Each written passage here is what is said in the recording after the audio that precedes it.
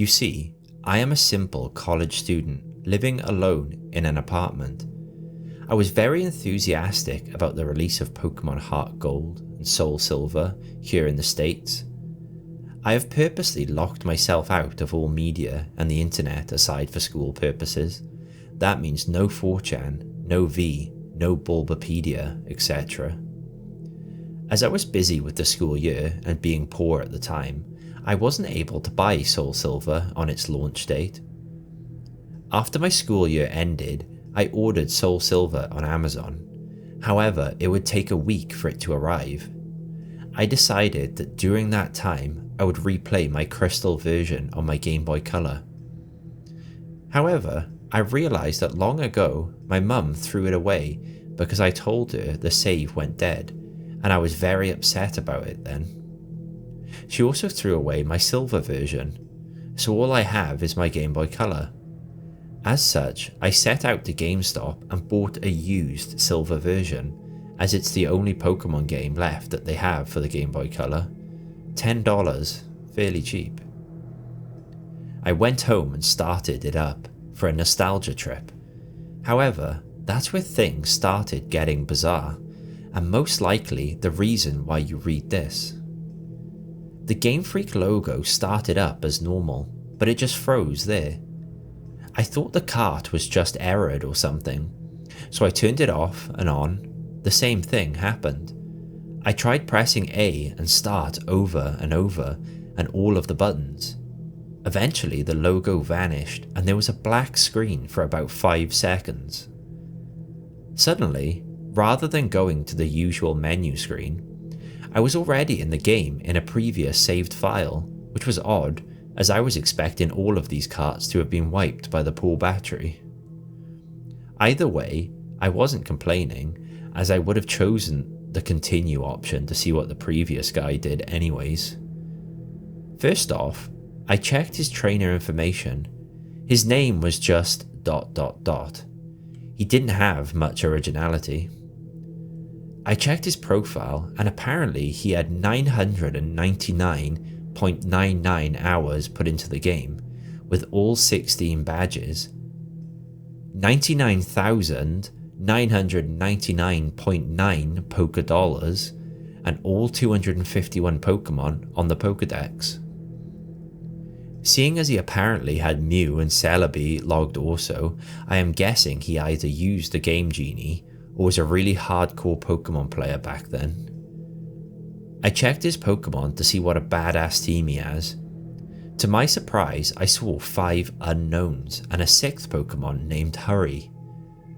I'm thinking that this must be some cruel joke by the person who played the game, but I decided to check the profiles of those Pokemon anyway.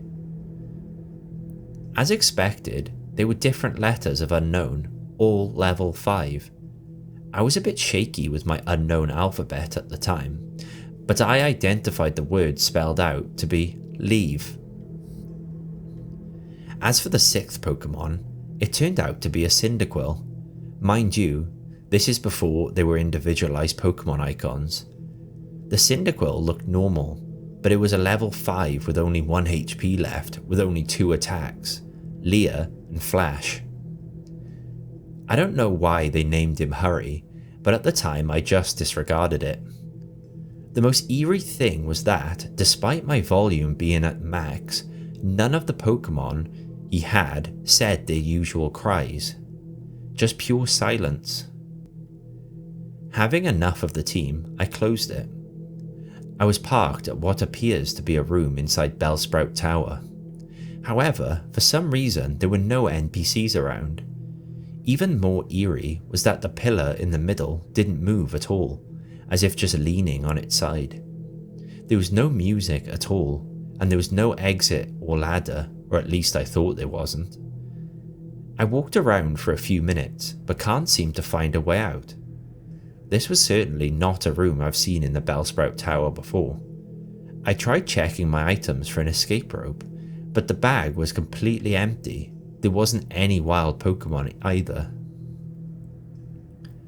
Finally, I managed to find a ladder, which turned out to be behind the pillar. The screen turned black and the music finally started playing. I had a sudden chill as I recognised that melody I heard to be the theme you hear when you listen to the radio at the Alf ruins where the unknowns are at. I immediately realised that it wasn't a loading transition, but rather I was in a dark room and would need flash. Before I took care of that though, I immediately checked my Pokegear to change the radio to something more pleasant, but it turns out that there was no radio card, or even a phone nor time cards. There was only a map card in which Gold ... from earlier, and I will call him Gold from now on, was just walking in a midst of black. I recalled that Cyndaquil has flash, so I turned off my Pokegear and made Cyndaquil use flash. I didn't see any message saying hurry has used flash or anything like that.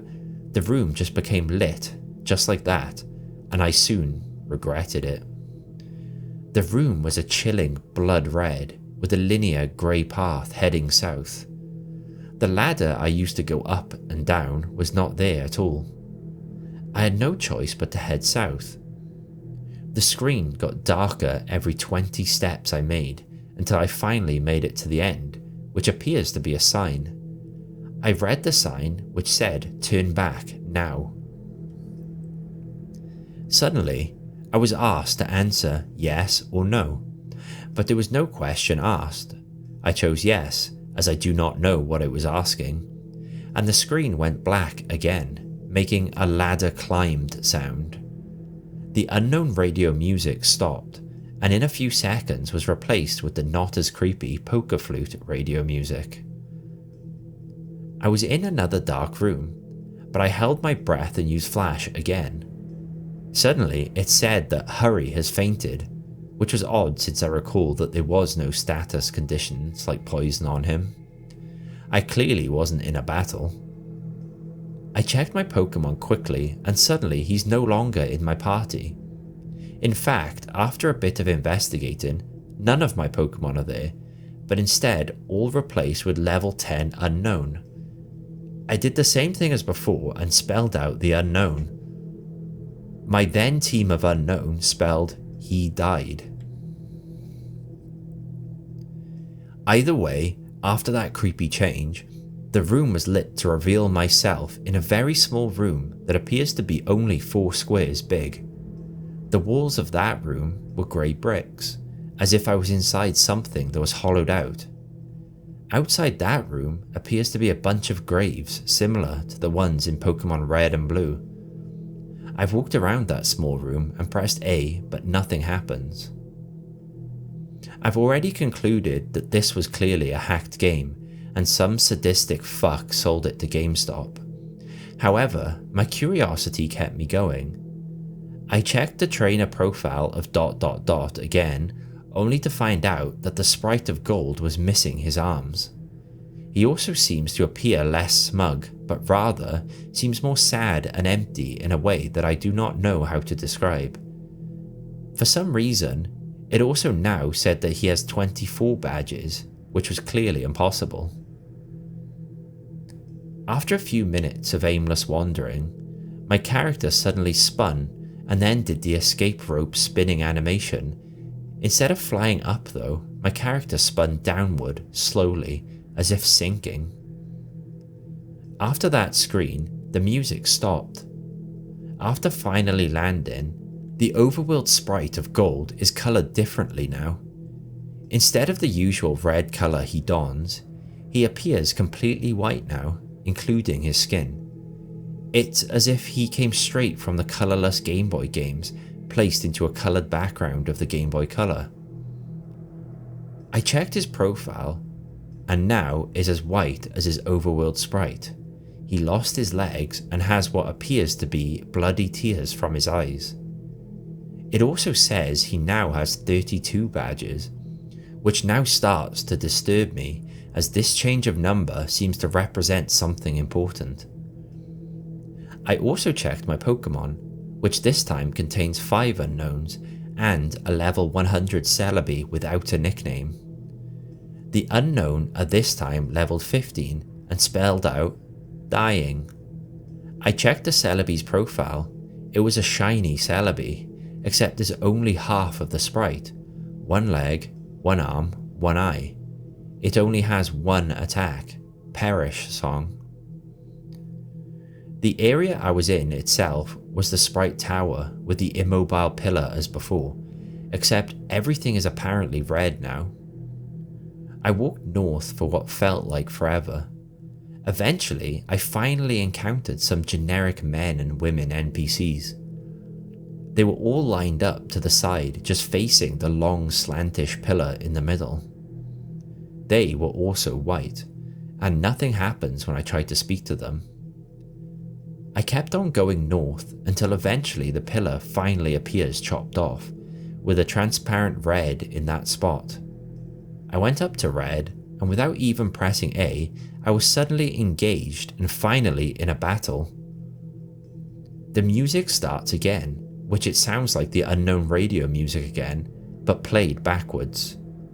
Gold's battle back sprite matches his front one with the bloody eyes, white skin and lack of arms, while Red sprite was the same as before in GSC except transparent. The text simply said, "wants to battle," as if he has no name, and both of us only have one Pokemon each, which is weird as I swore I had 6 with the unknowns. My shiny Celebi came out, conveniently with half a sprite for the back sprite also. The shiny noise and animation was different, as the sounds it made sound like multiple screech attacks used consecutively. Red sent out a seemingly normal male Pikachu, except he is level 255, and his sprite seems sad and has tears in his eyes. Rather than the usual Fight Item Pokemon Run menu, I was only given the option to use the attacks. Since Celebi only has one, I chose it. Naturally, since Pikachu was level 255, he went first. Pikachu used Curse, lowering his speed and increasing his other stats. I'm not even sure if Pikachu could use Curse. Celebi used Perish Song. In 3 turns, both Pokemon get KO'd, not like I have a choice. At this point, it didn't even go back to the fight menu, as the battle just continued without me. Also note that there were no animations at all for some reason. Pikachu used Flail, which didn't do much damage despite his level and boost as his health was maxed. Celebi used Perish Song, nothing happens as it was already used. Pikachu used Frustration, which did a shit ton of damage, knocking Celebi down to less than 10 HP. Celebi used Pain Split, which surprised me as Celebi didn't even have that attack in the first place. Now, Celebi and Pikachu have about 150 HP. Pikachu used Mean Look, not like that did anything. As expected, due to the effects of Perish Song, my Celebi fainted. Except in the text it said Celebi has died, and instead of the ordinary drop off the screen animation, the Celebi back sprite just vanished. For some reason, the Pikachu was still up even with the Perish Song, and it didn't count as my loss. Pikachu used one more different attack beyond the 5 attack limit. Pikachu used Destiny Bond. Afterwards, it said Pikachu has died, with a slow fade out animation. Apparently, I was the winner, as the transparent red sprite showed up and said ... At that point, I just freaked out, as the transparent red sprite was suddenly beheaded, leaving nothing but his transparent body. The battle then ended at that point and faded out along with the music. I'm back in the overworld with another change to the gold sprite. He's now as transparent as Red's overworld sprite. I quickly checked Gold's profile, where this time the only thing remains of him is his head, with a transparent skin. The head was zoomed in a bit, showing a black void in his eyes. It now stated that he now has 40 badges. I then backed out and checked my Pokemon. They were all level 20, shiny, unknown, which when spelled out read no more. I was at what I now know is next to the end. There was apparently no music playing, but for some reason I still felt like something was there that could be heard. I was back in my room in New Barktown. Maybe finally I get to play this game properly, but who am I kidding? I knew that sadistic fuck must have done something. I walked around my room to interact with things, as I'm a bit afraid to go down the stairs to see what was awaiting down there. Note, I said walked, as while the background was moving, Gold was not moving his transparent limbs at all while doing so, just floating like those ghosts you see in Diamond and Pearl. As expected, the radio, computer and TV did not work, so I had no choice but to go down the stairs. I ended up in the same lower level room of my house. Everything appears normal, except Mum isn't home. After failing to interact with anything in the room, I decided to go outside. To my surprise, that door leading outside at the south didn't work, and instead I just walked straight through it to avoid. I continued moving south to see what the fuck was going on. My house vanishes as I head south into the void. It was creepy as when I entered the void, the outline on Gold's transparent sprite turned white to contrast with the pitch black. Eventually, I reached a white area and Gold's sprite turned black and transparent again. I continued south without thinking of stopping at all. After a long trek south, I finally encountered something. It was Gold's regular sprite. I talked to it. He said, "Goodbye, forever, ... notably with a space in between the forever and ... and vanished. As that happened, it said, ... used nightmare, which at that point, I would not deny that being possible. Gold did another escape rope animation spinning slowly downwards like before. I'm now back into that small hollowed out room surrounded by graves earlier. Or at least I say I was back there, as there's no sprite anymore. I tried to walk around but nothing moved, not even wall bumping noises. I checked my trainer profile with absolutely no Gold sprite left. It said I have 0 badges, and all the pictures of the Johto gym leaders at the bottom were replaced with skulls. I checked my Pokémon, which were all level 25 unknown. As expected, it spelled out a phrase that I dared to read: "I'm dead." As soon as I went back to the overworld, the room I supposedly was in was then covered with the same blocks as the walls. I then figured out what exactly that room was when the final text was said, RIP ... That room was a big grave, surrounded by other graves. Gold has already been dead. He died presumably a few years after he defeated Red.